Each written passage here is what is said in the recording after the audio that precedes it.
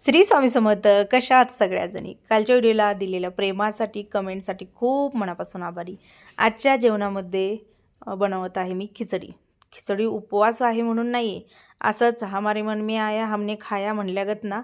आज पोरांची अशी इच्छा होती की मम्मी सकाळच्या नाश्त्याला तू खिचडी बनव, खूप दिवस खाल्लेली नाही. आणि मी जर बघायला गेलं तर मी उपवासाला सुद्धा फराळ बनवत नाही. तुम्ही बघत असाल, मला एक वेळ ते दिवसभर फळावरती दुधावरती राहिलेलं परवडलं, पण ते शाबू जर खाल्ला तर दिवसभर असं वेगळंच पोट जड आहे, कोणीतरी पोतं बांधले का काय अशा पद्धतीनं फिलिंग होतात. कारण ते पचायला एखाद्याला हे होतं ना. आमच्या घरात सगळ्यांनाच, आई असू दे आजी असू दे, आम्हाला खिचडी ना पोटाला व्यवस्थित हीच होत नाही, दिवसभर वेगळंच काहीतरी जाणवत असतं. मग त्या पण भगरीला प्राधान्य देते. तर माझं पण तसंच झालं आहे, मी पण भगरीला प्राधान्य देते, नाहीतर मग न खाल्लेलं परवडलं. पण पोरांना आपल्या, तुमच्या दादाला, किट्टूला, आर्यनला ही तिघं खिचडीला एवढी हावरी आहेत ना, यांना रोज सकाळी नाश्त्याला जरी दिली तर ते आवडीने खातील. फक्त एवढंच आहे, दादाला भरपूर बटाटा लागतो, पोरांना जे आहे ते बटाटा कमी लागतो. आणि असं खट्टा मिठ्ठा टाईप जे असतात ना, जसं लिंबू पिळायची, थोडंसं साखर टाकायचं, असं पोरांना लागतं. आता एका घरातच एवढे नमुने भरलेले असतात ना, की छोट्या मोठ्या प्रत्येकाच्या आवडीनिवडी वेगळ्या असतात. तसं जर बघायला गेलं तर बऱ्याच घरामध्ये असं आहे ना, की सकाळी प्रॉपर जेवण बनवा, संध्याकाळी प्रॉपर जेवण बनवा. म्हणजे कसं सांगते तुम्हाला, मी खूप घरात असं बघितलेलं आहे की बायका नुसत्या किचनमध्येच राब राब राबतात. घरं ज्यांची मोठी आहेत, म्हणजे खटालीची घरं म्हणतो, किंवा भरपूर अशा गोष्टी असतात की त्यांच्यामध्ये ना प्रत्येकाला वेगवेगळं पदार्थ बनवले जातात, आवडीनिवडी खूप जपल्या जातात. तर त्यांच्या घरातल्या बायकांना कंटिन्यूली किचन सोडत नाही, दिवसभर जे काय भांडी असेल तिथंच आणि स्वयंपाक याच्यामध्येच जातं. पण मला असं वाटतं की खरंच त्याने इरिटेट होतं बघा. कारण सकाळी मी एक नाश्ता बनवला, समजा एक भाजी बनवली आणि भात आमटी जर बनवली, आणि त्याच्यामध्ये जर मला येऊन कोण जर म्हणलं की बाबा हे मला नाही चालत, दुसरं बनव, मला लई राग येतो ताई नो. कारण का, की तेच करत बसायचं आहे का दिवसभर? असं कोणाकोणाला होतं. सॉरी बरं का, मी आज या गोष्टी बोलते, कारण मला परवा दिवशीच म्हणजे असं एकीनं विचारलेलं होतं माझ्या जवळच्याच ह्यानी, की माझं पूर्ण आयुष्य झालं, माझं किचन सुटलेलं नाही सोनाली, आणि मला तुझ्याकडे बघून खूप भारी वाटतं, तुझे व्हिडिओ बघते. आमचे रिलेटिव्हच आहेत बरं का, की आज माझं वय 50-55 आलं, आज मला सुना आल्या, सगळं झालं तरीही माझं किचन सुटलेलं नाही. म्हणजे माझं पूर्ण आयुष्य फक्त आणि फक्त करणं आणि करून घालणं याच्यामध्ये, ना मी माझ्या कधी आवडीनिवडी जपल्या, ना मी कधी बाहेर गेले, कोणी माझ्याकडे त्या दृष्टिकोनातून बघितलंच नाही आहे. प्रत्येकानं फक्त एवढंच केलं की हिच्याकडे जाणे, जेवण मागणे, नाश्ता मागणे, सगळे जिभेचे चोचले पूर्ण करणे, एवढ्यापुरतीच माझी ओळख राहिली. आणि आज तुझे व्हिडिओ बघते त्यावेळेला मला कळते की तू सगळ्या गोष्टीने तुझी ओळख आहे. आज तू एक यूट्यूबर आहेस, किंवा तू आज घर छान सांभाळते, सगळ्या मॅनेजमेंट तुझ्याकडे आहेत. आज तुझ्याच घरातलं म्हण, किंवा आम्हीच पाठीमागे तुझं कौतुक करतो की बाबा पोरगी आली होती, कसं होतं, आता कसं आहे, ह्या गोष्टीच. पण अगं आमचं तसं काहीच झालं नाही, आम्ही फक्त त्या चार भिंतीमध्ये राहिलो. मला खरंच तेव्हा ऐकल्यापासून असं मनालाही वाटायला लागलं की अशा किती जणी असतील, किती जणींचं लाईफ असं असेल की फक्त किचनमध्येच सगळ्यांच्या आवडीनिवडी पूर्ण करण्यातच जातं. आता मी स्वयंपाक करते ना, याच्यामध्ये माझा संध्याकाळचा पण स्वयंपाक आहे. कारण मी घरात, म्हणजे आता आपल्या घरातल्यांना तर माहीत आहे बाबा, आपल्याला कामाचं वर्कलोड असतं, सगळेच आपण कामाधंद्यातले माणसं आहोत. म्हणजे जसं दादा, पोरं त्यांचा त्यांचा अभ्यास, मग कोणाला एवढा वेळ असतो? मग जेवणाचे खाणेपिणे जे काही नखरे असतात ना, ते आपल्या घरात नसतात, अजिबात नसतात. हेच पाहिजे, तेच पाहिजे, असंच पाहिजे, तसंच पाहिजे. जे केलं ते सगळ्यात मिळून खायचं, म्हणजे खायचं असलं खावा, नाही तर जावा तिकडं. कारण तो म्हणला मला हे नको, मग त्याच्यासाठी दुसरं करायचं. ती म्हणली मला हे नको, मग त्याच्यासाठी तिसरं करायचं. आणि याच्यातच आपलं घालवायचं का? आपल्यात तर तसं नाही आहे. जे काय करेल, एखाद्या दिवशी जर भात करून शिजवून पुढं ठेवा, गप कोणीही काही न म्हणता खातात, आणि तोच सपोर्ट मला असतो. आता बघा, मी पराठा पण बनवला आहे, भात, थोडंसं डाळ केलं आहे, हे जेवण माझं संध्याकाळी होऊन जातं. त्याच्यामध्ये मला जेवणाचा संध्याकाळचा डबल लोड नसतो. आणि त्यामुळं ते लोड नसल्यामुळे मला किचन आवरायचा प्रॉब्लेम आहे, किंवा मला भरपूर भांड्यांचा प्रॉब्लेम आहे, नसतं. सांगणं फक्त एवढंच आहे की अशा भरपूर साऱ्या आपल्या आजूबाजूला आहेत, प्रत्येकाचं मन जाणा. माझ्या व्हिडिओमधून बघणारे कोणाच्या घरात असं असेल, तुमची आई आजी, किंवा तुमची चुलती, किंवा तुमच्या घरात असेल, तर खरंच त्यांचा विचार थोडाफार करा.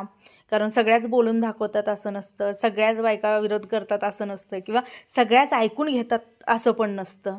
काही बोलणारे असतात, काही सहन करणारे असतात, आणि काही अशा असतात ना की ज्या त्या ताईंगत, की आहे ना सगळ्यांना दाखवणार, मी आहे, हॅप्पी आहे.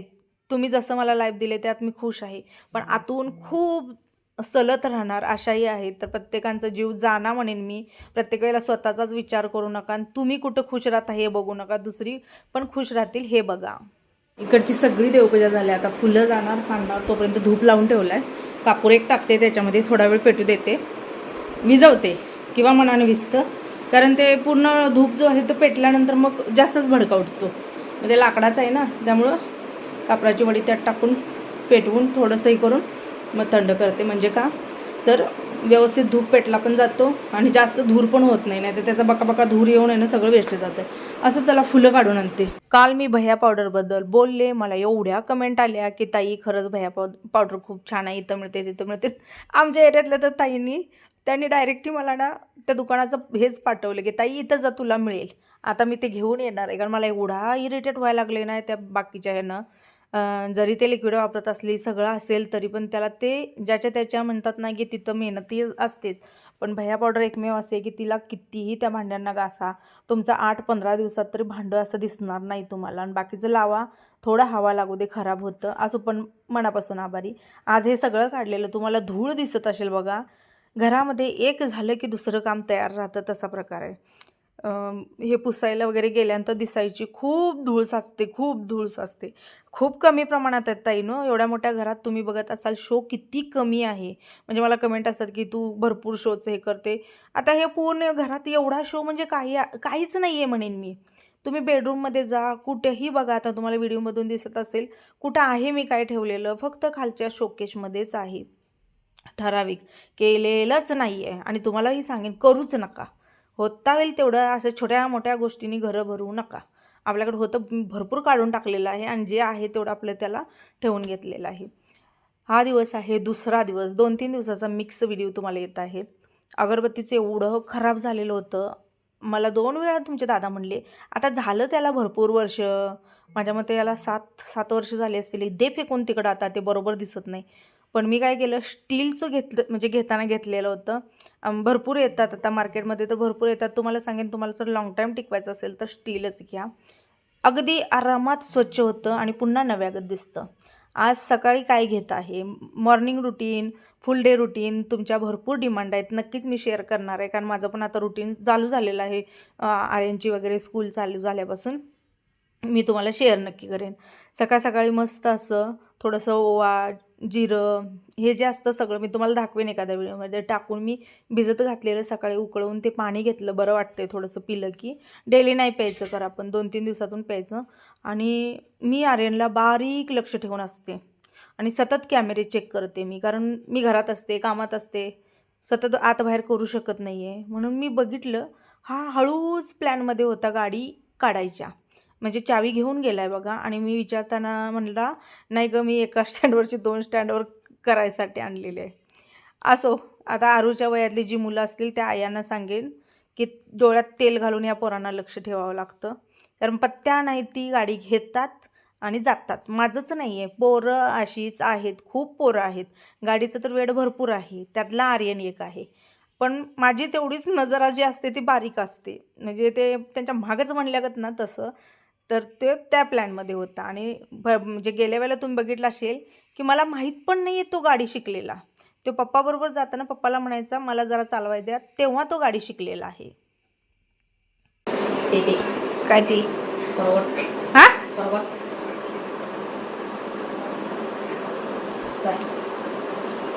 आर्यनला असलं काम द्यायला पाहिजे, चांगलं करतो.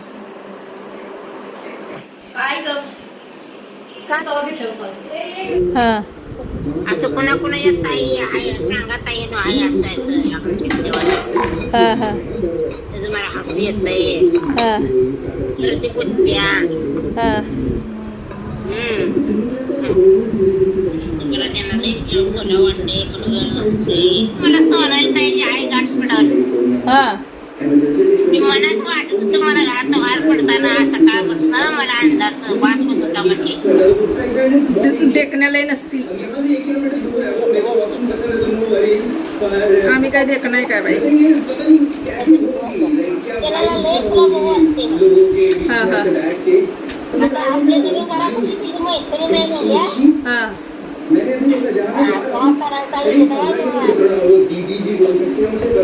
आता मी जे माझं काम करत होती त्याच्यामध्येच मला आईचा कॉल आलेला होता आणि ती काय बोलते ते काही जणींना कळलं पण असेल, काही जणींना कळलं पण नसेल. तर आई कुठेही जाऊ दे तिला खूप साऱ्या ताई भेटतात आणि एवढ्या भेटतात ना की मग ते नंबर एकामेकाचं देणं वगैरे असं असतं त्यांचं. आणि त्याच्यामध्येच मग कॉलवरती बोलणं वगैरे आईला आवडतं बोलायला, त्यामुळे आई मस्त आपली गप्पा मारते. तर ती मला तेच सांगत होती, ही ताई काय म्हणली, ती ताई काय म्हणली, पुन्हा मी अमुक ठिकाणी लग्नाला गेले, तिथे एक ताई भेटली, ती काय म्हणली, ही सांगत होती ती मला.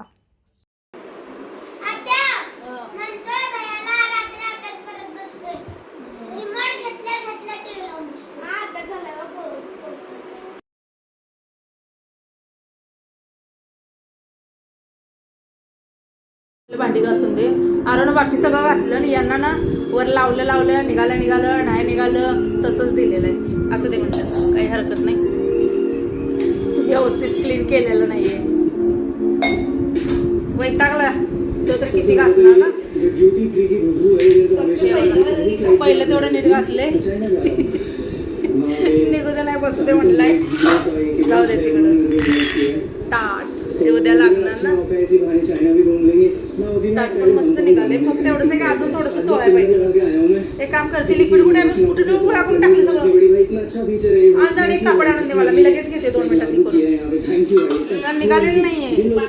ज्यांची घरं उत्तरमुखी आहेत त्यांचा प्रश्न आहे की बाबा दक्षिणमुखी तोंड करून आम्ही उंबरठ्याची पूजा कशी काय करायची. तर करू शकता, कारण काय करणार मग, तुमचं तोंडच उत्तरेला आहे. तुम्ही घरात येताना सुद्धा बाहेरून म्हणजे उत्तरेच्या दरवाज्यातून येताना दक्षिणेकडे तोंड करून येणार आहे. त्यामुळे तेवढं काही छोट्या मोठ्या गोष्टी मनात आणायच्या नाहीत.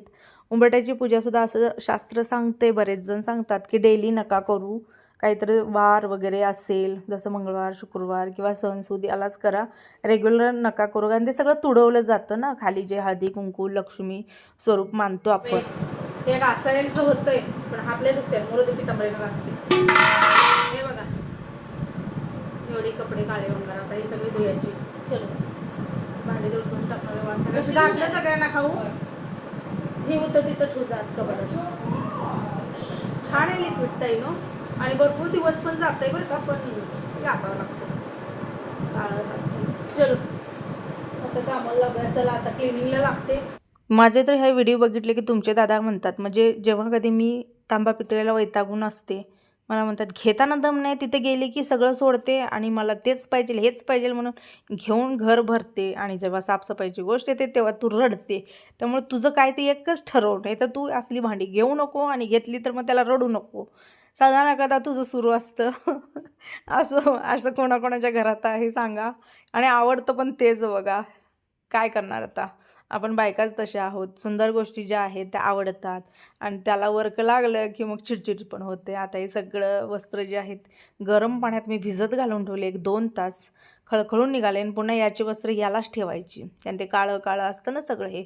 पण भांडं म्हणजे भांडं निघतं, त्याला वेळ द्यावा लागतो, थोडंसं टाईम घालावं लागतं. घरात कोणी बसलेली व्यक्ती असेल तर त्यांच्याकडे नेऊन ठेवायचं, स्वच्छ करून देतात. असं चला आता मी या व्हिडिओचा इथं सेंड करते. तुम्हाला आवडला असेल तर लाईक करा. श्री स्वामी समर्थ.